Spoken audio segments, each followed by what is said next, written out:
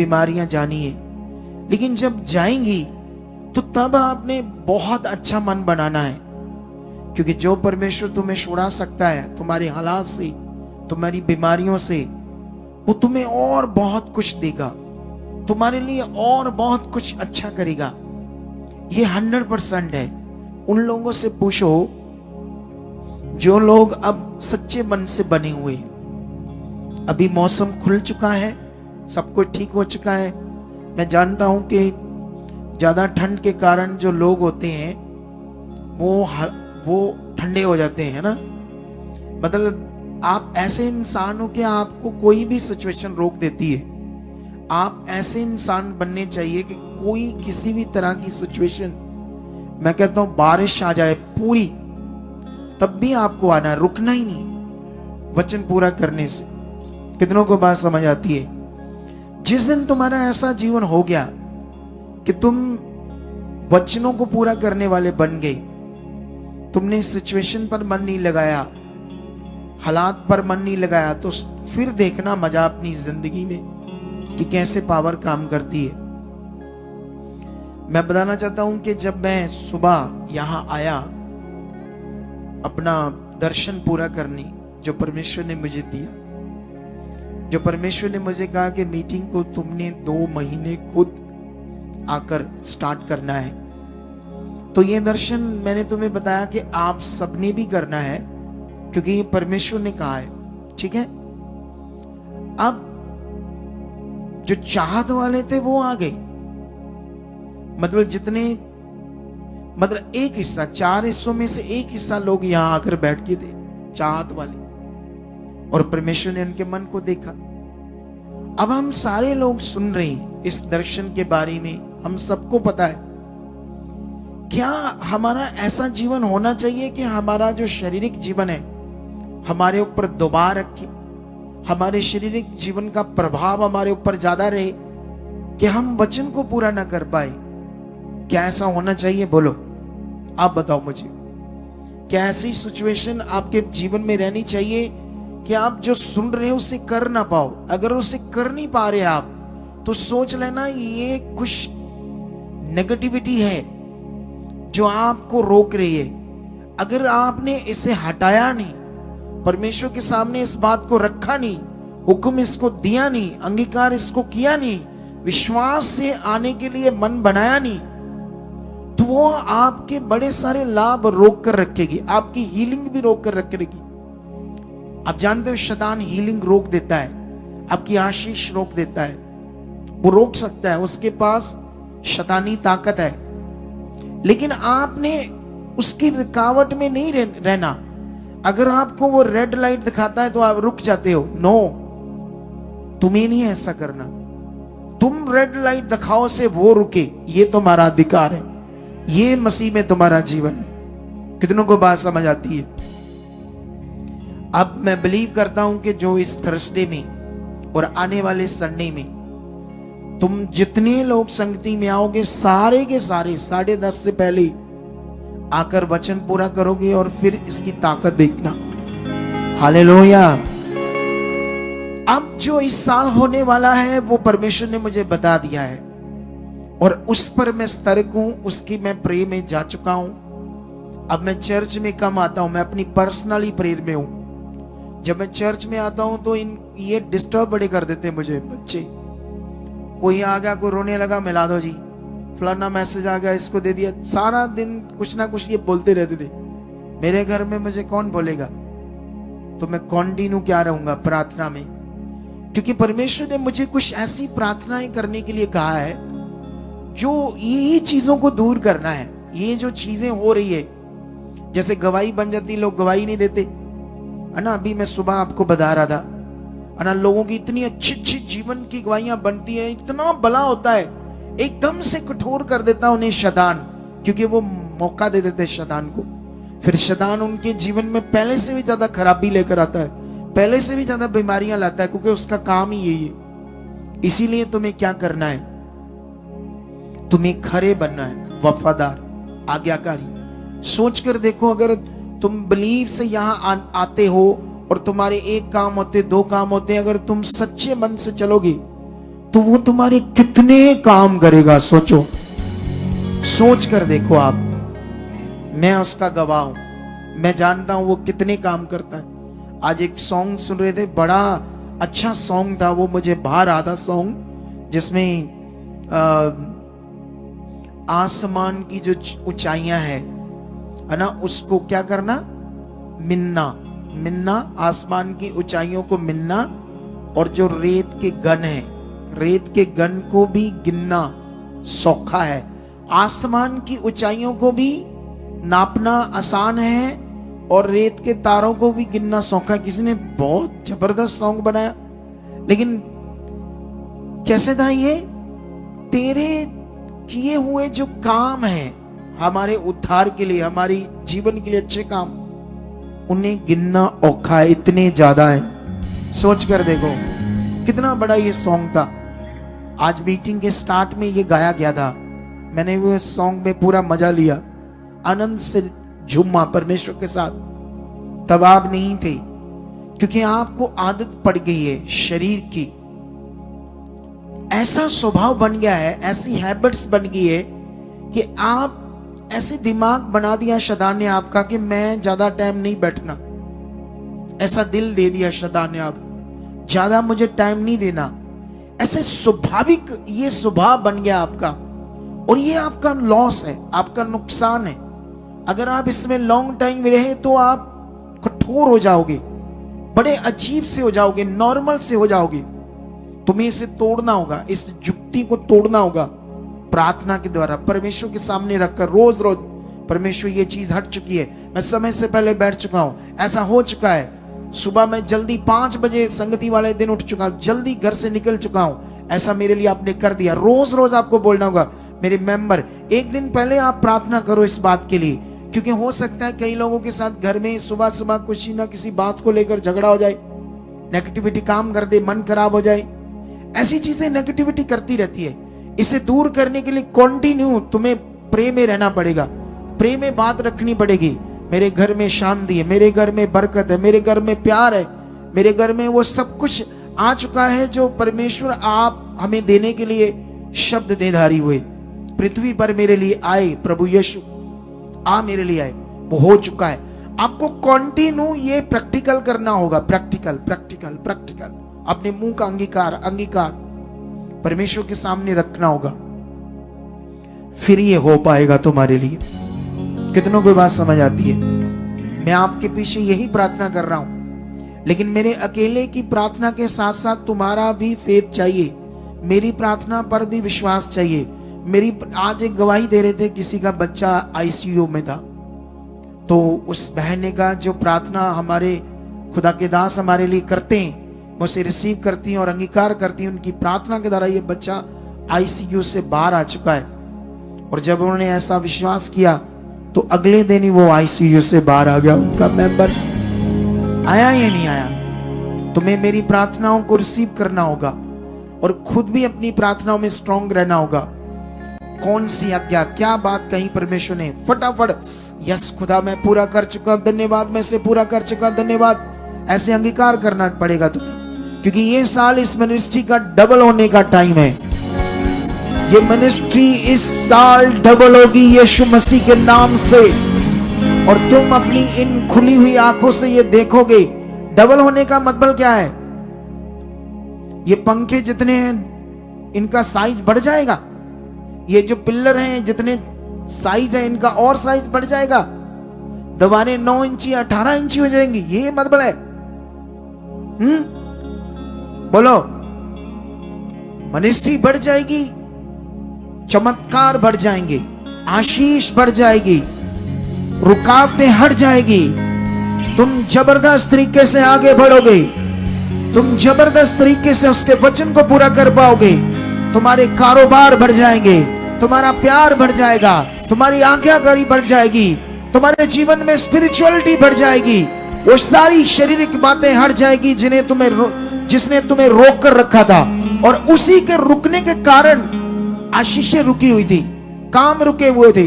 जितना हम खुदा से ले रहे हैं ये तो कुछ भी नहीं है, जितना उसने आपके लिए रखा है सोच से परे।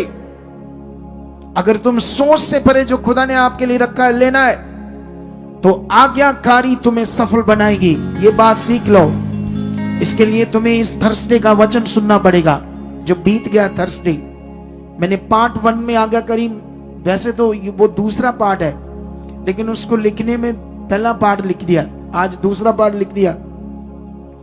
इस थर्सडे का वचन सुनना, ध्यान देना, क्या सिखाया था, उसे घर जाना, उसे सुनना, इसे भी सुनना। ये मेहनत कर लेना थोड़ी सी। अगर ये मेहनत करोगे तभी फल पाओगे। अगर आप मेहनत करना ही नहीं चाहते, स्पिरिचुअल मेहनत, तो कैसे फल पाओगे?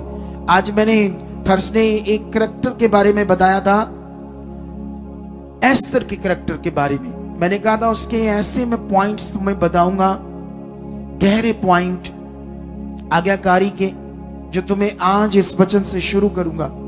सबसे पहले मैं बताना चाहता हूं कि उस समय राजा शारस राज्य कर रहा था। जानते हो 127 देशों के ऊपर राज्य कर रहा था। एक बार वो इतना बढ़ गया राजा कि उसने सारे अपने प्रधान, याजक, अधिपति और दूसरे भी कई मित्र राजों को बुलाकर अपने महल में बहुत बड़ा पार्टी, भोज किया था। ठीक है। और वो लोगों को 180 दिन तक क्या करता रहा, अपनी आभूषण, कीमती चीजें, सोना, हीरे जवाहरात की चीजें, कुछ ऐसी चीजें जो निहायत कीमती थी, दिखाता रहा। और जब वो 7 दिन के भोज में 7वें दिन मधु, ना दाख मधु से नशे में चूर था, और उसने अपने कुछ प्रधानों को कहा कि जाओ मेरी जो रानी है वस्ती, उसे यहां आने के लिए बोलो। वो बहुत खूबसूरत थी, क्योंकि राजे महाराजों का जो इतिहास है वो डिफरेंट है। उसको छोड़ दो, हमें उससे कोई लेना देना नहीं है। हमें यहां पर कुछ समझना है परमेश्वर के वचन में, कि जो परमेश्वर का वचन जो है ये क्या हमें समझाता है। कुछ भी जो परमेश्वर के वचन में लिखा, उससे उसका हमारे जीवन से क्या संबंध है, ये बड़ा आपके लिए इंपॉर्टेंट है समझना, कि ये वचन बाइबल के, वो वचन, उसका मेरे जीवन से क्या संबंध है, उसका मेरे जीवन से क्या ताल्लुक है, मुझे उसमें क्या करना है। ये बड़ा विषय आप लोगों के लिए। लेकिन यहां पर वो रानी नहीं आई, उसने आज्ञा नहीं मानी।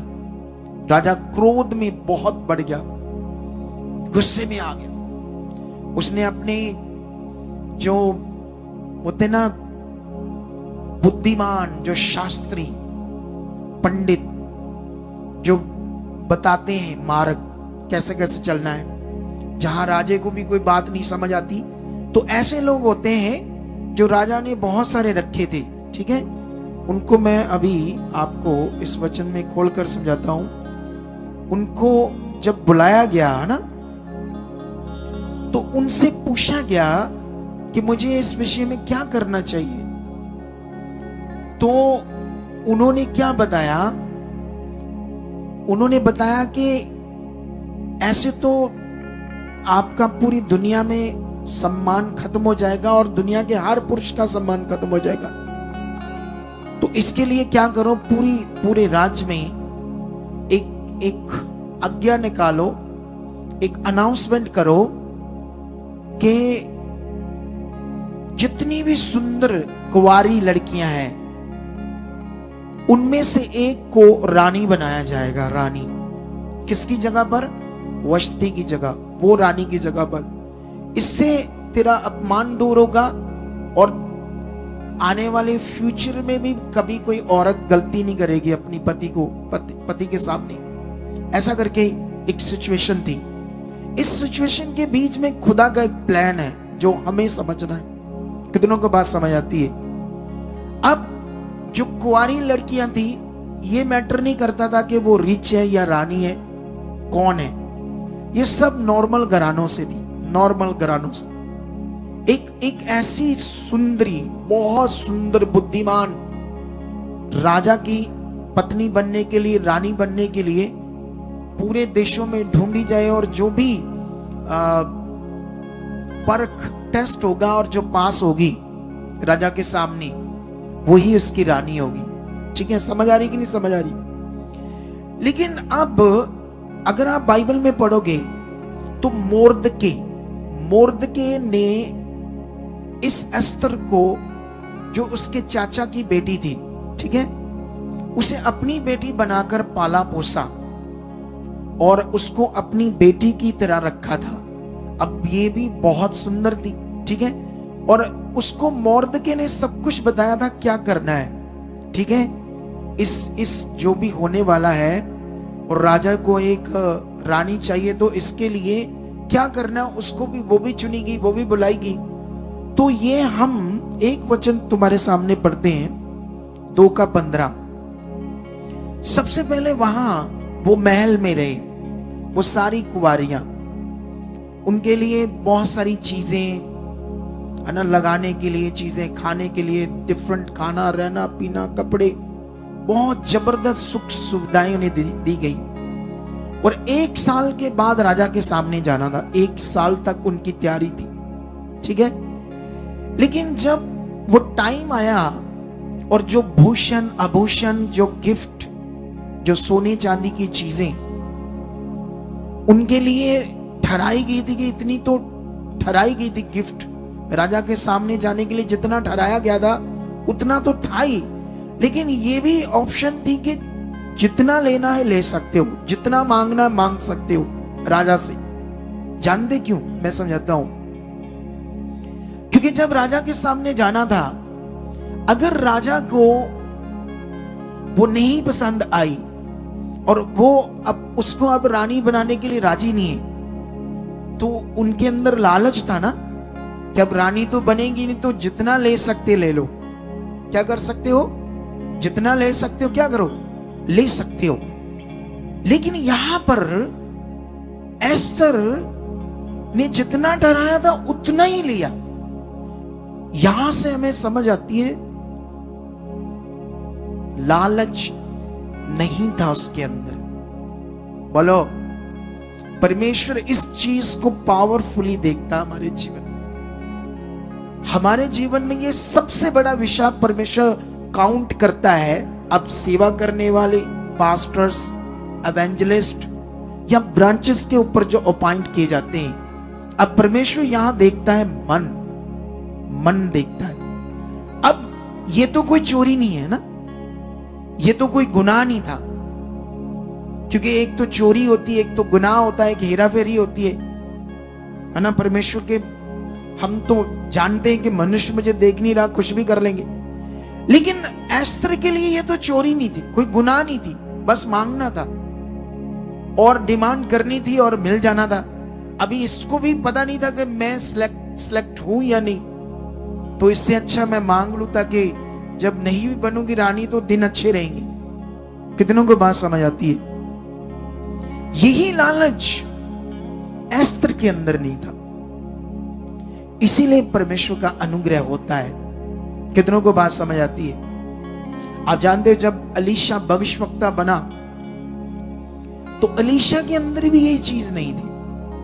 एलीशा के अंदर भी पैसा, धन दौलत को लेकर गलत वाला लालच नहीं था। इसीलिए जब नमान कोड़ी, जब एक देश का सेनापति उसके पास आया तो वो करोड़ों रुपए का उसके पास सोना गिफ्ट लेकर आया था चंगाई के लिए, कि जो मुझे चंगा करेगा मैं इतना गिफ्ट दूंगा। उसने उसे चंगा करने को वर्ड दिया, लेकिन उसकी एक भी चीज नहीं ली। लेकिन उसका जो गेजी चेला था उसकी तो मुंह से लाले छोड़ रही थी, ये कर, पैसा, चीजें। कितनों को बात समझ आती है? आप जानते हो ना, जब परमेश्वर हमें चुनता है तो वो हम परमेश्वर के सामने एक टेस्ट में हैं। अगर मैं एक दिन टेस्ट में पास हुआ तो या अपोस्टल बना, अगर आप एवेंजलिस्ट बने, फिर उसके बाद कुछ ना कुछ कामों पर अपॉइंट किए गए या ब्रांचेस के ऊपर अपॉइंट किए, अब आपका भी टेस्ट है खुदा के सामने। अगर आप उसमें पास होते गए तो आपका घर घराना एक दिन ऊंचा किया जाएगा। कितनों को बात समझ आती है? लेकिन जरा सा लालच आपको डाउन कर देगा और परमेश्वर उस बंदे को अब पसंद नहीं करेगा, क्योंकि वो कुछ भी नहीं। ये क्वालिटी थी किसकी? एस्तर की। लेकिन जब एस्तर चुनी गई, उसके बाद क्या होता है, ये बड़ा समझने के लिए जरूरी है आपके लिए, ठीक है। यहां पर लिखा है 2:20 में एक पॉइंट और समझाता हूं। एस्तर ने अपनी जाति और कुल का पता नहीं दिया था, क्योंकि मोर्दके ने उसको ऐसी आज्ञा दी थी कि ना बताए। और एस्तर मोर्दके की बात ऐसी मानती थी जैसे कि उसके जहां अपने पालन पोषण के समान मानती थी। हालेलुया। एस्तर की ये क्वालिटी चेक करो। जब वो पाली पोसी जा रही थी, जैसे आपके बच्चे भी पाले पोसे जाते हैं ना, माता पिता भी पालन पोषण करता है, तो ये जो पालन पोषण बच्चों का होता है ये बड़ा कीमती होता है। इसके लिए बच्चों को अपने माता पिता के क्या रहना चाहिए, आज्ञाकारी। कितनों को बात समझ आती? ये इस बात के लिए कि मैं इसके हाथ से पाला पोसी गई हूं, ये उस समय से लेकर बड़े होने तक भी अपने पिता की या अपने भाई की, चचेरा भाई था उसका वो, लेकिन उसका क्या किया, उसने पूरी वफादारी से आज्ञा मान दी थी। अब आपका पालन पोषण यहां कौन कर रहा है? यहां पर बोलो बोलो बोलो, स्पिरिचुअली पालन पोषण आपका कौन कर रहा है? आपके लिए भी एक पिता है, स्पिरिचुअल फादर। मैं आपका हर हफ्ते वीरवार संडे पालन पोषण कर रहा हूं, स्पिरिचुअल, तुम्हें नया जन्म देने के लिए, तुम्हें नया तैयार करने के लिए। अब सवाल है कि तुम अब इस बीच में कैसे आज्ञाकारी करते हो? जब मैं 10-10:30 बजे जहां आकर खड़ा हो गया और मीटिंग को स्टार्ट कर रहा, और ये मैंने आज्ञा तुम्हें भी दी, तुम्हें भी आना है, लेकिन तुमने नहीं मानी। तुम बड़े हो, तुम कहते हो मैं माता पिता हूं, मैं यवान हूं, तुम कहते हो मेरे बच्चे आज्ञा नहीं मानते। क्या तुम मेरी मानते हो या परमेश्वर की मानते हो? पहले ये सीखो। तुम्हारे लिए सब कुछ तैयार है, खुदा की ओर से तैयार है। अगर तुम्हें चाहिए तो अपना विश्वास दिखाओ, अपनी वफादारी दिखाओ, अपनी ईमानदारी को दिखाओ, फिर देखना क्या होता है। उसके बाद क्या होता है, सुनो ध्यान से। मैं कोशिश करूंगा कि इसे जल्दी जल्दी कंप्लीट करूं, क्योंकि मेरे पास टॉपिक काफी लंबा चौड़ा ये तुम्हें सिखाने के लिए, लेकिन मैं साथ साथ कुछ चीजों का ध्यान रखूंगा ताकि हम समय से पहले इसको अपने कंप्लीट कर पाए। लेकिन उसके बाद मैं आपको एक वचन पढ़ाता हूं 3 अध्याय में। यहां पर क्या होता है, राजा का जब वो रानी बन जाती है, परमेश्वर उसको रानी बनाता है। परमेश्वर अपने एक योजना को, प्लान को पूरा करता है। मेरी जिंदगी में भी खुदा का प्लान है, आपकी जिंदगी में भी प्लान है। वो प्लान तब तक सफल नहीं होगा जब तक हम खरे नहीं बनेंगे। कितनों को बात समझ आती है? हो सकता उसमें जब हम वफादारी दिखाएं कुछ नजर ना आए। आप जानते हो कभी कभी हम पाप छोड़ते हैं, बेईमानी छोड़ते हैं, तो हम टाइट हो जाते हैं। सच्ची कभी कभी ऐसा होता है। जब आप बुराई छोड़ोगे, गलत चीजें छोड़ोगे, आप टाइट हो गए, बिजनेस कम हो जाएगा, घर में तंगी आने लगे, ऐसी चीजें भी हो सकती है आपके साथ जब आप गलत चीजें छोड़ोगे। लेकिन याद रखना, उस टाइट में, उस सिचुएशन में खड़े रहना, वफादार रहना, क्योंकि अगले टाइम में जो फल आने वाला है तुम्हारी बुद्धि और समझ से कहीं परे होगा। कुछ लोग बीच में अक जाते हैं, बीच में ही मन खराब करना शुरू कर देते हैं, बीच में डाइवर्ट हो जाते हैं, यार सोच लेते हैं सुबह मिनिस्ट्री में आना नहीं हालात है, ऐसा भी कर लेते हैं। कोई और चर्च चले जाते हैं, इससे बड़ी कोई चर्च है वहां चले जाते हैं, जहां मर्जी चले जाओ। यहां चर्चों का कोई मीनिंग नहीं है, मीनिंग है सिखाना और करना, ये मीनिंग है। कितनों को बात समझ आती है? यही मीनिंग है। ऐसा कोई नियम नहीं है कि आप सोचो मैं इस चर्च में जाऊं, वहां भी तो वो सब कुछ करना पड़ेगा जो खुदा कह रहा है। जब तक वहां भी नहीं करोगे कुछ भी होने वाला नहीं है। कितनों को बात समझ आई? ऐसे ही ना भटकते रहो, ऐसे ही ना अपना टाइम खराब करते रहो। कितनों को बात समझ आ रही है बात? लेकिन यहां पर जब वो रानी बन जाती तो वहां पर उस राजा का एक अधिपति था जिसका नाम था हमान, एक गवर्नर अधिपति, एक बड़ा हाकम। उसको राजा बड़ी प्रतिष्ठा देता है, बड़ी सम्मान इज्जत देता है कि पूरे राज्य में सब उसके आगे क्या करे, दंडवत करे, उसको सिर झुकाए, ठीक है। लेकिन मोर्दके नहीं करता ऐसा काम, उसी महल के आसपास रहता है वो, लेकिन वो ऐसा नहीं काम करता। हमान को बड़ा गुस्सा आता है इस बात से, और हमान को वो अपने जो सेवक है उनको भेजता, पता करो ये बंदा कौन है, क्या है। वो बताते ही यहूदी है। अब वो ठान लेता है, वो कहता है अगर मैं इसे मार दूं, हाथ उठाऊं अकेले को, तो मेरे पद, मतलब जितना बड़ा मैं व्यक्ति हूं, जितनी मेरी पदवी है, इसे मारने से मेरा ये छोटा सा विषय है, छोटा सा, कहता मेरे मान सम्मान के सामने इसको सजा नहीं देनी, इसके पूरे कुल को सजा देनी है। कितनों को बात समझ आती है। और यहां पर वो राजा को भरमाता है और वो एक बड़े पद पर। तो क्या होता है इसकी सिचुएशन में तुम्हें थोड़ी सी समझाता हूं। 7 से पढ़ते हैं, 3 के 7 से। राजा शारेश के 12वें वर्ष के निसान नामक पहले महीने में हमान ने अधार नामक 12वें महीने तक एक एक दिन और एक एक महीने के लिए पूर्व अर्थात चिट्ठी अपने सामने डलवाई।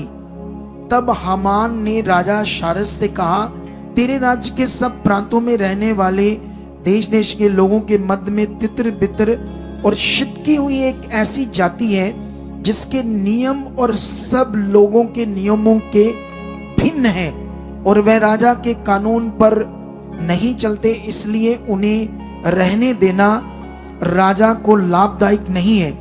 यदि राजा को स्वीकार हो तो उन्हें नष्ट करने की आज्ञा लिखी जाए, और मैं राजा के भंडारियों के हाथ में राज भंडार में पहुंचाने के लिए 10,000 की कार चांदी दूंगा। तब राजा ने अपनी अंगूठी और अपने हाथ से उतार कर हमान को दे दी, जो यहूदियों का बैरी था, दे दी। और राजा ने हमान से कहा, वह चांदी भी तुझे दी, मतलब ये भी तुम्हें दी गई है, और वह लोग भी, ताकि तू उनसे जैसा तेरा जी चाहे वैसा ही व्यवहार कर।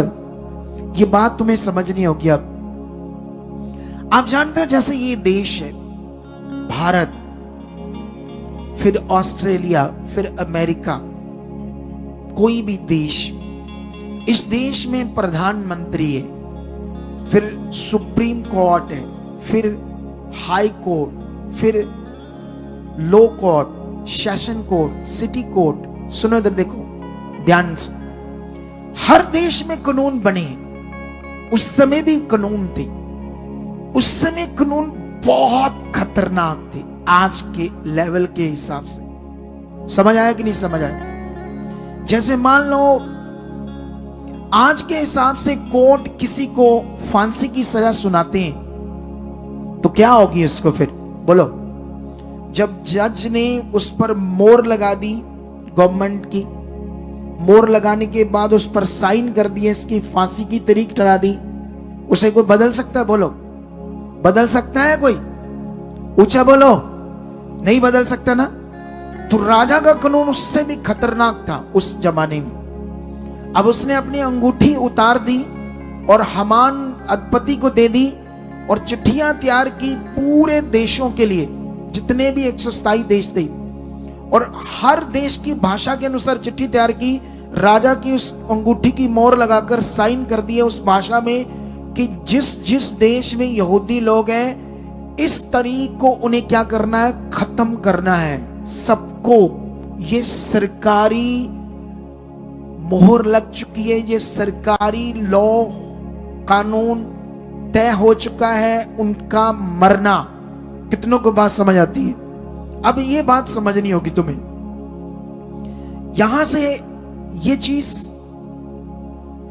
ये देखो कैसे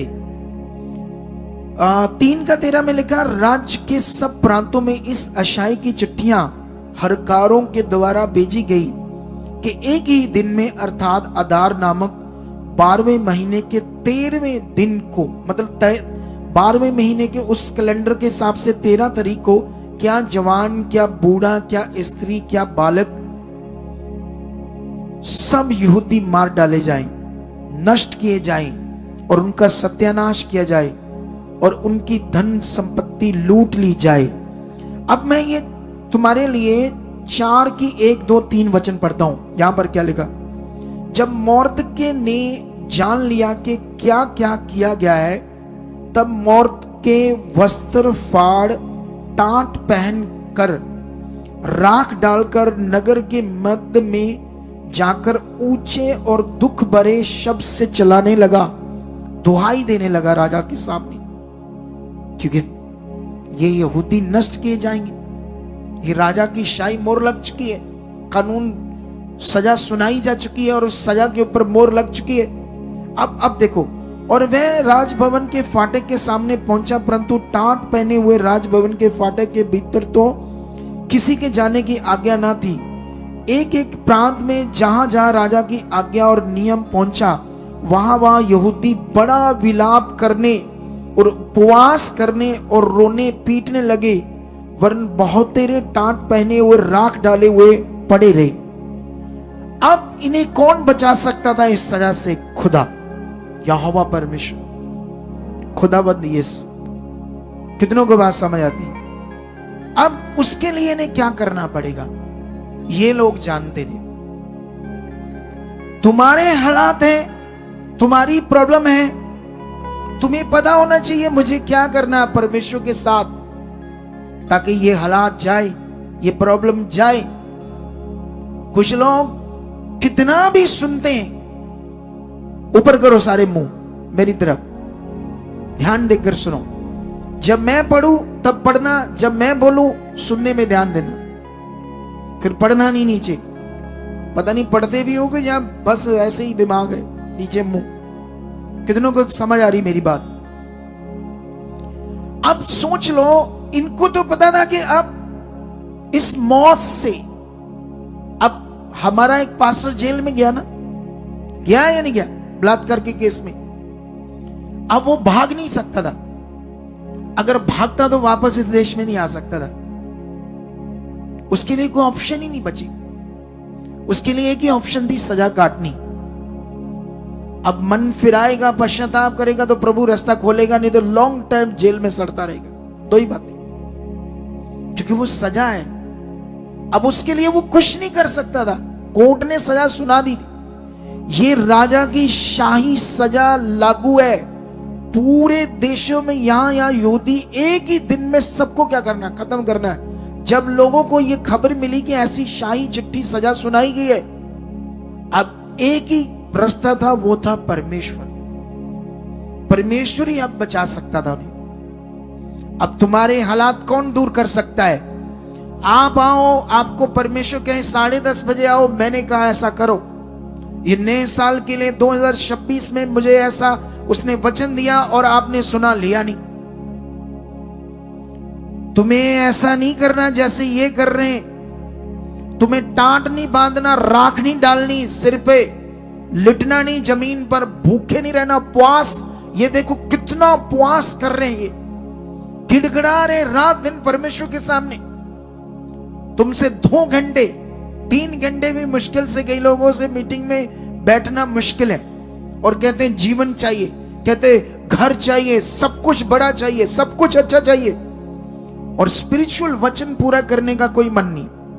तो कैसे ये पॉसिबल होगा? कैसे फिर लोग आ रहे जा रहे? मैं 2 एरिया में गया, वहां मैं लोगों से बातें की, लोगों को पता ही कुछ नहीं। मैंने वहां पूछा, तुम्हें यहोशू के बारे में पता? ऐसे मुंह डाल लिया, यहोशू के बारे में नहीं पता था उस एरिया के लोगों। वहां बॉर्न क्रिश्चियन भी बैठे थे। जब तुम्हें पता ही नहीं वचन क्या कह रहा, मैंने सीखा क्या, मैंने पकड़ा क्या? टाइम है हमारे पास, सब कुछ हम कर सकते हैं, बस ढीठ हो चुके हैं, पक चुके हैं शरीर में। हमें पकना था आत्मा में, बढ़ना था आत्मा में, शरीर की बातें में फंस गए। इससे निकलना है इस साल, और आपके बड़े फल होंगे। आने वाले इस थर्सडे और आने वाले संडे में मुझे 10:30 के बाद कोई बंदा ना आते नजर आए, पहले आकर बैठे और मेरे साथ इस वचन को पूरा करके देखना, तुम्हारी जिंदगी में कुछ नया बदलाव आएगा, कुछ नया चेंज आएगा। आपके घरों में आशीष आने लगेगी, जो चीजें गड़बड़ थी वो दूर होने लगेगी, आपका स्वभाव बदलने लगेगा, आपका गुस्सा, क्रोध, चिड़चिड़ापन, छोटी छोटी बात से चिड़चिड़ा जाना, छोटी छोटी बात से गुस्से में आ जाना, ये चीजें गड़बड़ आपके जिंदगी से क्या हो जाएगी, दूर हो जाएगी। कितनों को बात समझ आती है? लेकिन यहां पर अभी इस बात के बाद मैं तुम्हें और आगे लेकर जाना चाहता हूं ताकि तुम्हें समझ आए क्या हो रहा है। जब फिर वो मैसेज भेजता है मोर्दके एस्तर को, क्योंकि एस्तर को पता नहीं था क्या हो गया है, क्या शाही मोहर लग चुकी है। जब एस्तर को मैसेज भेजता तो एस्तर उसका जो उसकी सारे कामों के लिए उसको क्या कहते हैं उसको, एक व्यक्ति है ना प्रोवाइड किया गया था राजे के ओर से। उसका नाम था हताक, जिसने रानी के सारे ऑर्डर मानने थे और जो कुछ भी रानी कहेगी वही करना था, सारी चीजों को। हताक को वो भेजती है कि सारी बात करके आ, किससे, और उसको मेरे पास लेकर आ। कितनों को बात समझ आती है? किसको बोला? हताक को, जो एक प्रधान था। और वो जब जाता है तो वो सारी चीजें बताता है हामान के बारे में कि कैसे कैसे हामान ने षड्यंत्र रचा और पूरी देशों से यहूदियों के कुल को पूरी दुनिया से खत्म करने का एक षड्यंत्र रचा है। और फिर वो एस्तर वापस मैसेज भेजती है किसको? मोर्दके को। ये सुनने वाला मैसेज है और समझने वाला आपके लिए। सुनो ध्यान से, 11 से पढ़ते क्या लिखा है, 4:11। राजा के सब कर्मचारियों वरन राजा के प्रांतों के सब लोगों को भी मालूम है कि क्या पुरुष क्या स्त्री कोई क्यों ना हो जो आज्ञा बिना पाए भीतरी आंगन में राजा के पास जाएगा, उसके मार डालने की ही आज्ञा है। ए मैसेज भेज रही है वो मोर्दके के पास कि मैं कैसे जाऊंगी बिना आज्ञा, जब तक वो मुझे बुलाएगा नहीं। कितनों को बात समझ आती है? उसके सामने बिना आज्ञा जाना मौत है, राजा के सामने। ये मैसेज भेजती है। अब सुनो ध्यान से, फिर आगे क्या होता है? जिसकी ओर राजा सोने का राजदंड बढ़ाए वही बचता है, परंतु मैं अब 30 दिन से राजा के पास बुलाई नहीं गई। 30 दिन से एस्तर की ये बातें मोर्दके को सुनाएगी। तब मोर्दके ने एस्तर के पास ये कहला भेजा, तू मन ही मन ये विचार ना कर कि मैं ही राजभवन में रहने के कारण और सब यहूदियों में से बची रहूंगी, क्योंकि जो तू इस समय चुपचाप रहे तो और किसी ना किसी उपाय से यहूदियों का छुटकारा और उद्धार तो हो जाएगा, परंतु तू अपने पिता के घराने समेत नष्ट होगी। क्या जाने तुझे ऐसे ही कठिन समय के लिए राजपद मिल गया हो। सुनो ध्यान से, अब यहां एक बड़ा विषय है हमारे सामने।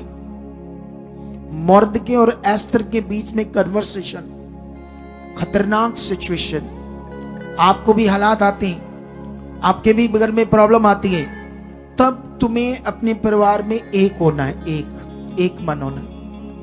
अगर तुम एक मन होकर प्रेम में रहे, विश्वास में रहे, तो 100% सारे हालात चले जाएंगे। यहां प्रॉब्लम होती है कि हम अपने घर में एक मन नहीं होती। किसी के कोई विचार है, किसी का मेंबर यहां आता है, किसी का मेंबर किसी और चर्च जाता है, और वो इस चर्च, मैंने कभी किसी को किसी दूसरे चर्च के विरोध में नहीं किया, ये बात याद रख लो। लेकिन देखना, हमेशा तुम्हें दुनिया अपनी इस मिनिस्ट्री के विरोध में मिलेगी, हमेशा विरोध में, क्योंकि शैतान नहीं चाहता कि लोगों को राइट चीजें समझ आए। जो हम यहां पर सिखाते हैं, यहां लोगों को समझाते हैं, तुम्हें उससे पकड़ना होगा। अगर तुम पकड़े तो जैसे ये नॉर्मल लड़की को परमेश्वर ने इतने बड़े राजा की रानी बनाया, खुदा ऐसे पद पर तुम्हें लेकर जाएगा, ऐसी पोजीशन पर तुम्हें लेकर जाएगा। लेकिन इसके लिए, जैसे मैंने तुम्हें बताया था कि जितना ठहराया उतना वो और ले सकती थी लेकिन नहीं लिया। आज हम सेवा करते हैं, हमारे अंदर लालच कितना है, पैसे को लेकर, चीजों को लेकर। हम पैसा देखकर कैसे हमारा जमीर लड़खड़ा जाता है। हमारे सामने कुछ चोरी या कुछ गलत करने का जब मन आ जाता, नहीं करना हमने। हम संसार से अलग किए गए लोग हैं। आपने धोखा नहीं देना किसी को। क्या नहीं करना? धोखे से किसी का पैसा नहीं लेना आपने, किसी को ठगना नहीं, कोई लालच नहीं करना। वफादारी से किसके साथ जीना है? खुदा के साथ जीना है। फिर देखना तुम्हारी जिंदगी को कैसे वो ऊंचा करता है। तुमने अपनी जिंदगी में किसी को ठगना नहीं, कोई लालच नहीं करना। किसी का पैसा तुम्हारे पास गलती से ज्यादा आ गया, वापस दो उसे। वो बेईमानी है, वो चोरी अगर तुम रख लेते हो चुपचाप। कितनों को बात समझ आती है? ऐसे बनना है तुम्हें। अभी तुम्हें पकड़ना होगा ये बात को। यहां पर अगर तुम्हें समझ आया तो तुम बहुत आगे जाओगे यीशु मसीह के नाम से। लेकिन यहां पर और पढ़ते हैं, अब क्या होता है? तब एस्तर ने मोर्दके के पास ये कहला भेजा, 15 पढ़ रहा हूं, तू जाकर शूशन के सब यहूदियों को इकट्ठा कर और तुम सब मिलकर मेरे निमित्त उपवास करो। वो कह रही कि तुम सब प्रार्थना में परमेश्वर के सामने जाओ और उपवास भी करो। और उसके बाद क्या कहती है? तुम सब 3 दिन 3 रात को कुछ मत खाओ और कुछ मत पियो। मैं भी अपनी सहेलियों सहित उसी रीति से उपवास करूंगी और ऐसी ही दशा में मैं नियम के विरुद्ध राजा के पास भीतर जाऊंगी। क्योंकि उसे बुलाया नहीं गया था, वो जा नहीं सकती थी। उसने कहा मोर्दके को, अगर मैं गई तो उसके सामने जाना ऐसे बिना आज्ञा के मौत है, और ये मौत ये आज्ञा है ऐसी। लेकिन तुम सब यहूदियों को इकट्ठा करो, 3 दिन ड्राई उपवास करो, ड्राई, ना खाना ना पीना, 3 दिन 3 रात सब यहूदियों को इकट्ठा करो। मैं भी अपनी सहेलियों को लेकर सेम प्रोसेस में उपवास करूंगी, खुदा के सामने जाऊंगी, प्रार्थना करूंगी, और इसी दिशा में मैं राजा के सामने बिना आज्ञा जाऊंगी, ताकि परमेश्वर उसके मन को बदले। करते हम कुछ नहीं। 10:30 बजे परमेश्वर ने एक दर्शन दिया, कोई ध्यान नहीं, कुछ उस पर बंधन नहीं। दिल किया आए, दिल किया नहीं आए, नियम से आउट। शैतान तैयार है, आपके चीजों को डंप कर रहा है, आपकी आशीषों को, आपके कामों को डंप कर रहा है। जबकि परमेश्वर इस दुनिया में आपको ज्योति की तरह का प्रकट करना चाहता है। वो इस दुनिया में दिखाना चाहता है, मैं जिंदा खुदा हूं। तुम्हारी आशीषों को, तुम्हारे ब्लेस्ड जीवन को, तुम्हारे स्वभाव से, तुम्हारे आत्मिक स्पिरिचुअल लाइफ से वो ये बताना चाहता है कि मैं दुनिया का मालिक हूं। ये उसका प्लान है, ये उसकी आपके जीवन के लिए योजना है। लेकिन इसके लिए आपका काम है वचन को पूरा करना, आज्ञाकारी बनना। जब तक आज्ञाकारी नहीं तब तक सफलता नहीं। कितनों को बात समझ आ रही है? बस आना, बैठना, चले जाना और इतनी जल्दी घर में भागने की लगना, ये शरीर है, शरीर। कितनों को बात समझ आती है? धन्यवाद करो सर्वशक्तिमान का कि ऐसे खतरनाक हालात में हम नहीं पड़े कि हमें भी भूखा रहकर, इतने दिन ड्राई उपवास करके, मुश्किल में रहकर परमेश्वर से मांगना पड़े। वैसे अगर ऐसी सिचुएशन आ गई तो फिर करना तो पड़ेगा, लेकिन उसका धन्यवाद करो कि वो तुम्हें शांति से जीवन दे रहा, तुम्हारा भला शांति से वो कर रहा है, वो तुम्हें जीवन देने के लिए। लेकिन यहां पर फिर क्या होता है? वो जब जाती है तो राजे का मन परमेश्वर बदल देता। वो कहता मांग, क्या मांगती, उससे खुश होता है। राजदंड उसकी ओर करता, वो जाकर छूती है और कहता मांग, मैं तुमसे खुश हूं, चाहे आधा राज्य, 127 देशों में जितने आधे देश है, मैं सारा अपना राज्य तुम्हारे नाम कर देता हूं। उसने कहा नहीं, उसने कहा ठीक है, मेरी एक इच्छा है। जो अब यहां उसकी बुद्धि की बातें जो है ना, उसके अंदर, एस्तर के अंदर, जो वचन पूरा करने से बुद्धि आती है। जब तुम्हारे अंदर वफादारी, ईमानदारी होगी, ऐसी बुद्धि तुम्हारे अंदर भी बढ़ने लगेगी। ये अवेलेबल है तुम्हारे लिए। ऐसी जबरदस्त बुद्धि उसके अंदर आई थी। अब वो जाती है, वो कहती नहीं, मैं बस इतना मांगती हूं कि आप हामान को लेकर मेरे पास खाना खाने के लिए आओ। समझ आया कि नहीं समझ आया? मैं भोज करूंगी, उस भोज में आना। और पहले दिन जब वो दाख मधु पीता है, राजा खाना खाता है, फिर से उससे पूछता है एस्तर से, मांग क्या मांगती है, मैं तुम्हें आधा राज्य देने के लिए तैयार हूं। उसने फिर क्या कहा, ये मैं तुम्हें पढ़ाता हूं। 5 भोज के समय जब दाख मधु पिया जाता था, तब राजा ने एस्तर से दोबारा है, तेरा क्या निवेदन है, वह पूरा किया जाएगा। तू क्या मांगती है, मांग, आधा राज्य तक तुझे दिया जाएगा। एस्तर ने उत्तर दिया, मेरा निवेदन और जो मैं मांगती हूं वह यह है कि यदि राजा मुझ पर खुश है और मेरा निवेदन सुनना और जो वरदान मैं मांगू वही देना राजा को स्वीकार हो, तो राजा और हामान कल उस भोज में आए जिसे मैं उनके लिए करूंगी, और कल मैं राजा के इस वचन के अनुसार करूंगी। फिर से उसने बुलाया उसे अपने घर, क्योंकि उसका महल और उसका महल पास ही, एक ही महल में होते हैं लेकिन अलग अलग कक्ष होते हैं। कितनों को बात समझ आती है?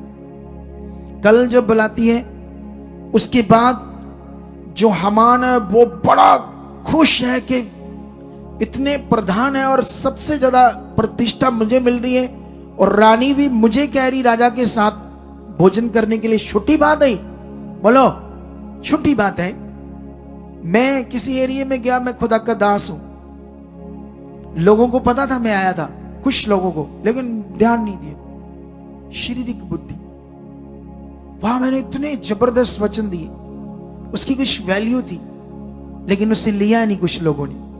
क्यों नहीं लिया? क्योंकि शारीरिक जीवन। यहां आ गए, चर्च आ जाते हैं, चले जाते हैं, बस सिंपल। आज्ञा क्या होती है, वफादारी क्या होती है, कब अपने काम को पीछे करना, पहला स्थान देना है। 10 दिन भी प्रभु के लिए कुछ करना पड़े तो पहला दर्जा उसका, क्योंकि जीवन से बढ़कर कोई बात नहीं। जब तक ये जीवन आएगा नहीं, तब तक हम नॉर्मल रह जाएंगे। तब तक वो जो जिस प्लान से, योजना से खुदा ने आपको बुलाया है, वो प्रकट नहीं होगा। ये नियम है खुदा का, इसी तरह से प्रकट होना जो आप सीख रहे हो। हालेलुया। लेकिन दूसरे दिन जब वो निकल रहा, तो फिर उससे कौन मिलता है? मोर्दकी, उसी हालात में टांट बांधे हुए। फिर उसे देखकर बड़ा गुस्सा चढ़ता है, और जाकर वो अपनी पत्नी और अपने मित्रों रिश्तेदारों से बात करता है कि मैं इतना बड़ा हूं, मेरी इतनी प्रतिष्ठा है, और रानी ने भी मुझे ही बुलाया भोज पर, किसी और को नहीं बुलाया। लेकिन जब ये बंदा मुझे नजर आता है, मेरा सब कुछ व्यर्थ है। उन्होंने समझाया, तू क्या काम कर रहे, इसके लिए 50 फुट खंबा तैयार कर, फांसी दे इसे राजा से बात करके। उसके लिए वैसे ही खंबा तैयार करता है, किसके लिए? मोर्दके के लिए। कितनों को बात समझ आती है? जब वो तैयार करता है, ये बात तुम्हें थोड़ी सी सीखनी होगी यहां पर। 6 अध्याय की 10 और 11, ठीक है, वचन। यहां पर जब वो तैयार करके राजा के पास जाता है, और राजा को उस रात नींद नहीं आती, क्योंकि मोर्दके ने उसकी जान बचाई थी, एक बड़ा काम किया था जो इतिहास की बुक में लिखा गया था। जब उस रात उसे नींद नहीं आई, तो उसने उसे वो इतिहास की बुक मंगवाई, उसे पढ़ा गया, तो मोर्दके के बारे में लिखा था। फिर उसने कहा, इस बंदे के साथ क्या किया गया था? तो वो उसी बाहर बुलाता है, कौन है आंगन में? वो कहते हैं हामान को बुलाता है। वो कहता है कि अगर किसी को बहुत बड़ा, वो क्या कहते हैं इसको, प्रतिष्ठा देनी हो, मैं थोड़ा सा समझाता हूं तुम्हें। ऐसे लिखा है, तब राजा ने पूछा, इसके बदले में मोर्दके की क्या प्रतिष्ठा और बढ़ाई की गई? राजा के जो सेवक उसकी सेवा टहल कर रहे थे, उन्होंने कहा, उत्तर दिया, उसके लिए कुछ भी नहीं किया गया। फिर जब वो सामने आता है, तब की बात सुनो ध्यान से, क्या होता है? ऐसे लिखा है 5 में लिखा, तब राजा के सेवकों ने उससे कहा, आंगन में तो हामान खड़ा है। राजा ने कहा, उसे भीतर बुलाओ। तब हामान भीतर आया, और तब राजा ने उससे पूछा, जिस मनुष्य की प्रतिष्ठा राजा करना चाहता हो, तो उसके लिए क्या करना उचित है? हामान ने यह सोचकर के मुझसे अधिक राजा किसकी प्रतिष्ठा करना चाहता है। देखो परमेश्वर का प्लान, कहा मोर्दके एक मनुष्य नॉर्मल सा, हामान राजे के बाद उसका गवर्नर अधिपति है, इतना बड़ा व्यक्ति जो रथों पर जाता है, जिसके शाही पकवान होते हैं, जिसके पूरे देश उसके सामने राजा को घुमाए दंडवत करना है। जब राजा उससे पूछता हामान से कि जिसकी प्रतिष्ठा मैं करना चाहता हूं, प्रतिष्ठा मतलब उसे बहुत आदर सम्मान करना चाहता हूं, तो कैसा होना चाहिए? उसने कहा जिस उसके लिए शाही वस्त्र जो राजा पहनते वो उसको पहनाने चाहिए, जिस घोड़े पर राजा चढ़ता है उस घोड़े पर उसे चढ़ाना चाहिए, और उस पर मुकुट रखना चाहिए जो राजा अपने ऊपर रखता है, और फिर कोई बड़ा हाकिम उस घोड़े को लेकर है ना उस चौराहे में और उस पूरे नगर में उसको लेकर जाना चाहिए। तो उसने जानते क्या कहा उसको, हामान को, जल्दी कर, ये काम तू कर मोर्दके के लिए, उसके साथ तू ऐसा कर। ये बड़ा एक पॉइंट है आपके लिए, वफादारी, आज्ञाकारी का फल। सुनो ध्यान से, शेख 12 में लिखा तब मोर्दके तो राजभवन के फाटक में लौट गया। ये सब उसको पूरे नगर में घुमाने के बाद, उसकी आदर सम्मान प्रतिष्ठा करने के बाद फाटक में लौट गया, परंतु हामान शोक करता हुआ और सिर ढाके हुए शर्मिंदगी से झट अपने घर को गया। और हामान ने अपनी पत्नी जरेस और अपने सब मित्रों से सब कुछ जो उस पर बीता था वर्णन किया। तब उसके बुद्धिमान मित्रों और उसकी पत्नी जरेस ने उससे कहा, मोर्दके जिसे तू नीचा दिखाना चाहता, यदि वह यहूदियों के वंश में का है तो तू उस पर प्रबल होने ना पाएगा, उससे पूरी रीति से नीचे ही खाएगा। ये बात सीख लो, हम लोग उसी वंश से हैं, वंश से हैं, यीशु मसीह में जन्म चुके उस वंश से। हमारे सामने हमें कोई नीचा नहीं दिखा सकता अगर हम वचन पर खड़े रहेंगे। अगर हम आज्ञाकारी हैं जैसे ये था, हम में आज्ञाकारी की कमी है, तुम्हें पकड़ना होगा आज्ञाकारी को, तुम्हें पकड़ना होगा वचन को, तुम्हें पकड़ना होगा परमेश्वर की इच्छा को। फिर देखो परमेश्वर तुम्हारे साथ क्या करता, क्योंकि तुम किसी मुर्दा परमेश्वर पर नहीं, जीवित परमेश्वर पर विश्वास करते। तुम किसी मनुष्य पर नहीं, किसी पत्थर मिट्टी की चीज पर नहीं, तुम दुनिया रचने वाले खुदा पर विश्वास करते हो, जिसके काम तुम यहां देख रहे हो। तुम बड़े बड़े कामों को देख रहे हो। अब इस साल में वो हिला देने वाले काम करने वाला है, लेकिन इसके लिए प्रेम में रहना, विश्वास में रहना, आज्ञाकारी में रहना है।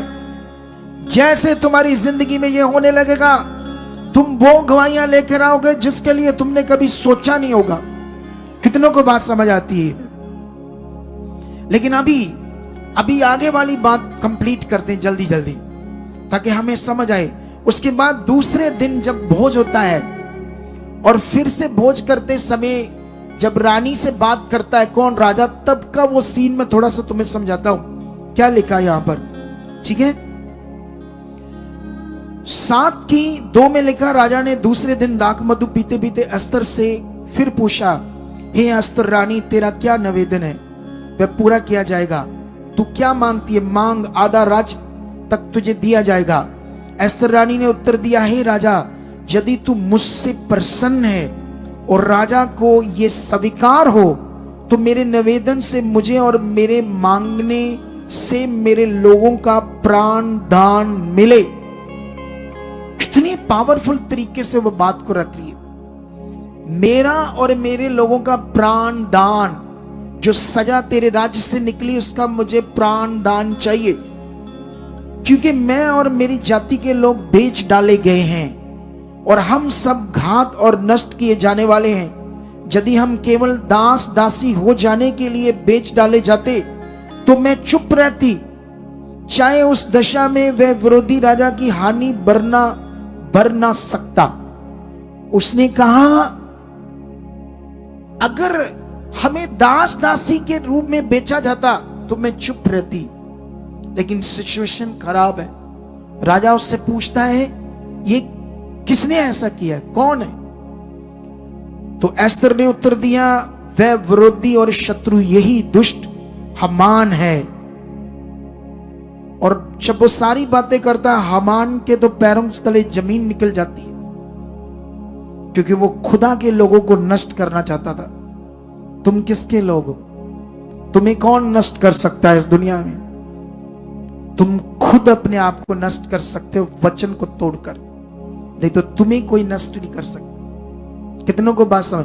तुम अनाज्ञाकारी करके अपने आप को, अपने परिवार को खतरे में डाल सकते हो, अपनी आशीषों से दूर रह सकते हो अनाज्ञाकारी करके। वचन पूरा करने में कुछ टाइम लग सकता है, सिचुएशन बन सकती है, टाइट हो सकती है, कुछ चीजें आगे पीछे हो सकती है, लेकिन उसके बाद जो फल होगा वो तुम्हारी समझ से परे होगा, यीशु मसीह के नाम से। और बाइबल में लिखा, उसको उसी खंबे पर जो उसने हामान के लिए बनाया था, उसी पर लटकाकर मार दिया जाता है। किसको? हामान अधिपति को, गवर्नर को।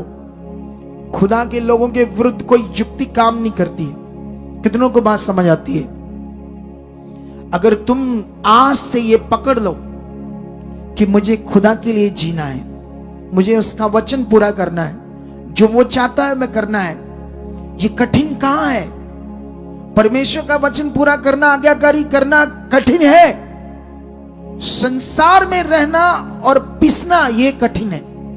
बाबाओं के पास जाना, इतना दुख, अपना पैसा वेस्ट करना और ऊपर से इतना श्रापित होना और उनके कही हुई चीजों को कठिनाई से करना, वो हमें भाता था उस समय जब हम अज्ञानता में थे और अंधकार में थे, काले युग में थे, काले संसार में थे। अब तुम ज्योति में आ चुके हो। तुम्हारी आंखें खुलनी चाहिए वचन में, तुम्हारी आंखें खुलकर परमेश्वर को देखनी चाहिए, वो जिंदा खुदा जिस पर मैं विश्वास करता हूं। हमारा कोई विरोधी नहीं है। बाइबल में लिखा, बाइबल में लिखा कौन है जो तुम्हारा विरोधी है? कोई भी नहीं। हम खुद अपने विरोधी हैं वचन को ना मानकर। मैंने पिछले दिनों में एक बात आपको बताई थी, पता है आपको क्या बात थी? वो पिछले दिनों में मैंने एक बात बताई थी कि हमारा सबसे बड़ा जो दुश्मन है वो है हमारा शारीरिक जीवन। सच्ची, जब तुम शरीर में रहोगे, कुछ भी सुनोगे नहीं मानोगे, कुछ भी परमेश्वर की इच्छा पर ध्यान नहीं दोगे, सिर्फ एक लालच हमें यहां ले आता है, यहां काम होते, यहां भला होते, बस एक लालच हमें यहां ले आता है, लेकिन करना क्या है वो कभी ध्यान नहीं। जिन लोगों का ये ध्यान नहीं है वही लोग तो आगे पीछे ये, लेकिन जो काम हो रहे ये दया से हो रहे, दया से उसकी दया को, उसके अनुग्रह को तुच्छ मत जाने दो। आज से इस वचन को पकड़ो, आज से मन खोलो, आज से दिल बनाओ, मुझे जीना है आज्ञाकारी में, वचन पूरा करना, जो खुदा चाहता है वो करना है। कितनों को बात समझ आती है?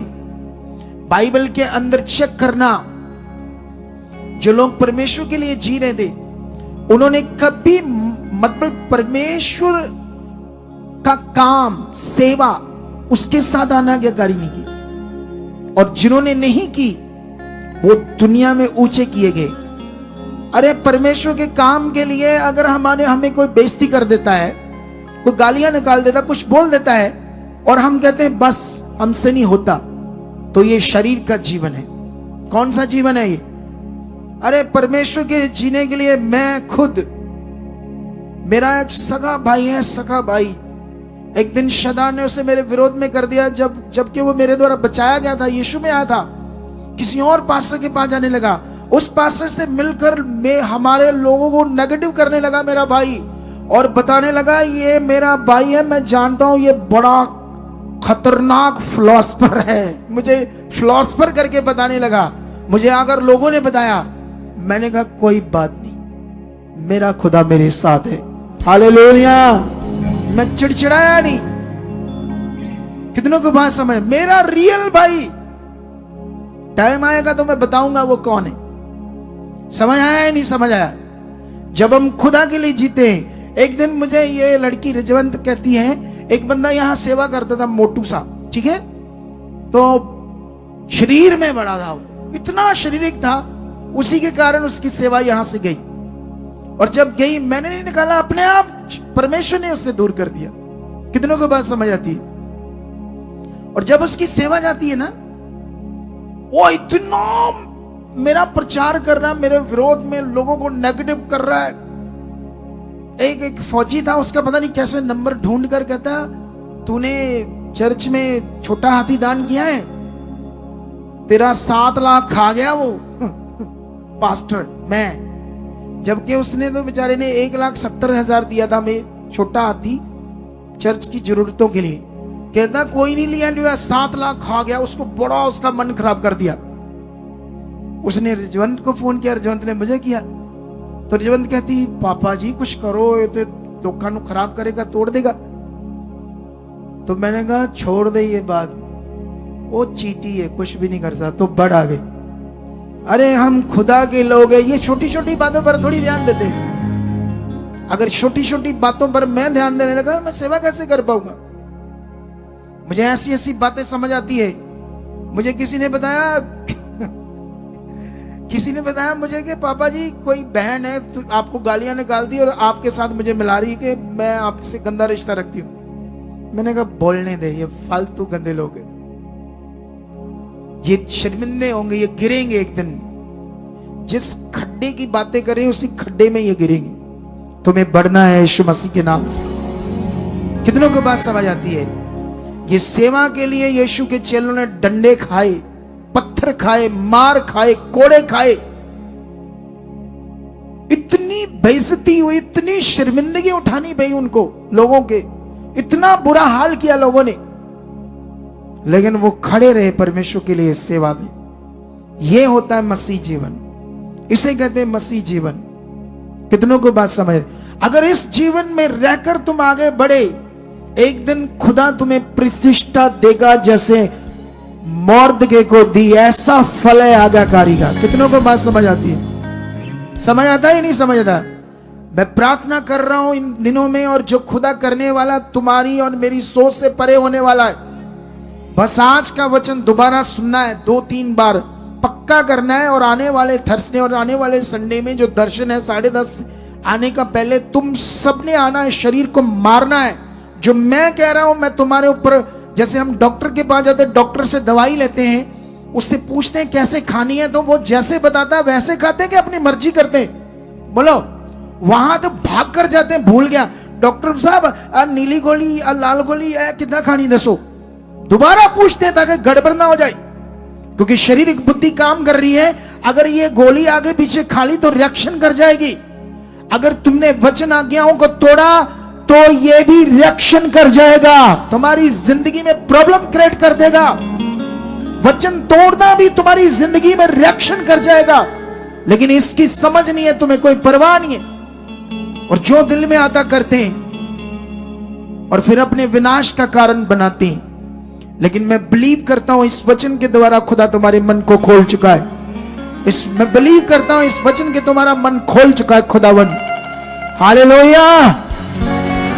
ये 2026 की भविष्यवाणी है, ये मिनिस्ट्री डबल होगी, तुम्हारी जिंदगियां डबल होगी, तुम्हारे घराने डबल होंगे, तुम्हारे लाइफ, तुम्हारी आशीषें, तुम्हारे सब कुछ खुदावन डबल करने वाला है, तुम्हारी जिंदगी को पावरफुल बनाने वाला है। बस जो सीखा उसे करना है यीशु मसीह के नाम से। वो चमत्कार होंगे, व्हील चेयर से जिन्हें डॉक्टरों ने जवाब दिया वो खड़े होंगे।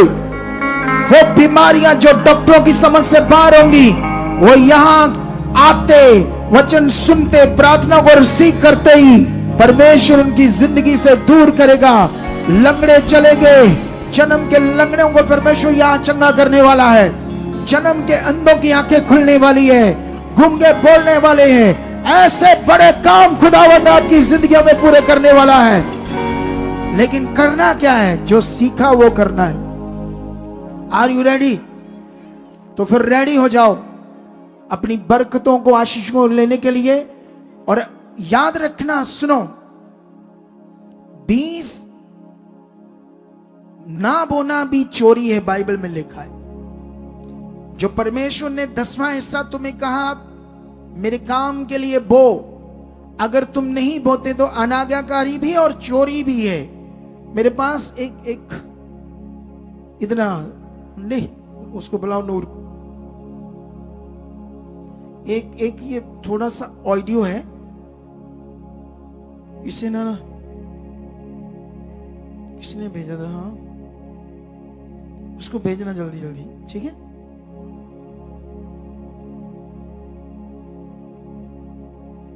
एक सेकंड रुक जाओ, एक ऑडियो है जो तुम्हें सुनानी है मुझे अभी,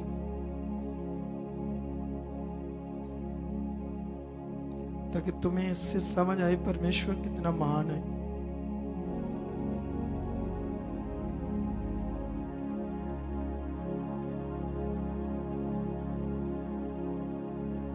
थोड़ा सा आगे पीछे हो जाते ना नंबर कभी कभी, तो मैंने सोचा नहीं था बीच में ऐसा करना है, लेकिन अभी परमेश्वर दे चुका है, ठीक है? 2 मिनट में।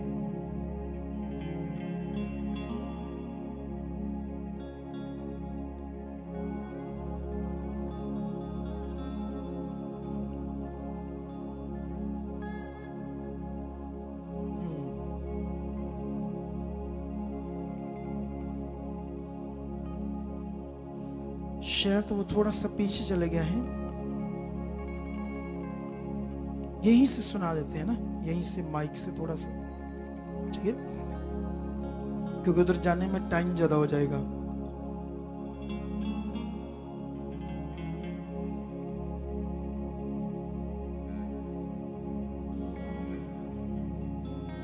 वो गलती होगी, मैं वो इटली का नंबर था। इटली का कोड क्या होता है? इटली का कोड क्या होता है?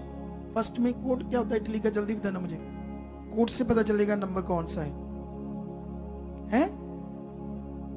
39। इटली का कोड 39 है ना? ये गलती लग गई थी मुझे, मैं उससे ढूंढने लगा यूके का नंबर, ठीक है? 39 है ना?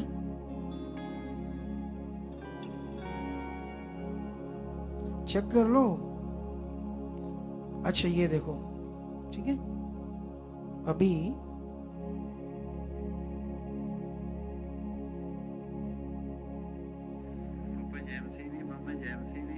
ਸਰੂਪਲਾ ਲਿਟਰੀ ਤੋਂ ਬੋਲਦਾ। ਪਾਪੇ ਦੀ ਕ੍ਰਿਸਮਸ ਤੇ ਪ੍ਰਾਰਥਨਾ ਕੀਤੀ ਸੀ ਵੀ ਤੁਹਾਡੇ ਅਕਾਊਂਟਾਂ 'ਚ ਪੈਸੇ ਆਉਣੇ ਆ, ਤੇ ਪਾਪਾ ਜੀ ਮੇਰੇ ਵੀ ਅਕਾਊਂਟ 'ਚ ਪੈਸੇ ਆ ਗਏ ਸੀਗੇ, ਪਰ ਮੈਂ ਸੋਚਿਆ ਨਹੀਂ ਸੀ ਵੀ ਪੈਸੇ ਆਉਣੇ ਆ। ਪਰ ਤੁਸੀਂ ਪ੍ਰਾਰਥਨਾ ਕੀਤੀ, ਰੱਬ ਅੱਗੇ ਅਰਦਾਸ ਫਰਿਆਦ ਕੀਤੀ ਤੇ ਪੈਸੇ ਮੇਰੇ ਅਕਾਊਂਟ 'ਚ ਵੀ ਆਏ ਸੀ, ਤੇ ਮੈਂ ਉਹਨਾਂ ਵਿੱਚੋਂ ਵੀ ਜੋ ਤਨਖਾਹ ਮਿਲੀ ਉਹਨਾਂ ਵਿੱਚੋਂ ਪਾਪਾ ਜੀ ਦਸਵੰਧ ਭੇਜ ਦਿੱਤਾ ਹੈ। ਤੇ ਮੇਰੀ ਇਹ ਗਵਾਹੀ ਆ ਬਹੁਤ ਵੱਡੀ ਬਣੀ ਆ, ਤੇ ਜੋ स्लैप में थानू पाती आ, ते जो तो अभी देखा कि नहीं देखा? विश्वास करने वाले जीवन के वचन पूरे होते कि नहीं होते? जो 31 को भविष्यवाणी की थी, कितने लोगों के अकाउंट में पैसे आए? इसके भी आए। कहता मैंने वफादारी से क्या किया, उसका भी जो दशमांश था वो दिया, और अपनी कमाई का भी जो दशमांश था वो दिया है। ये वो सब लोग हैं जो वफादारी कर रहे हैं और अपने जीवन को अच्छा काट रहे हैं। तो अपने हाथों में बीज लो अपना, जिन्होंने अपना दशमांश नहीं बोया, अपना हदिया शुक्रनामा दशमांश लेकर आए। और जितने ऑनलाइन है और जितने ब्रांचेस में है, अब ब्रांचेस में जब खोल कर देता हूं तो ऐसा नहीं है, वहां आपकी रिस्पॉन्सिबिलिटी बनती है कि हम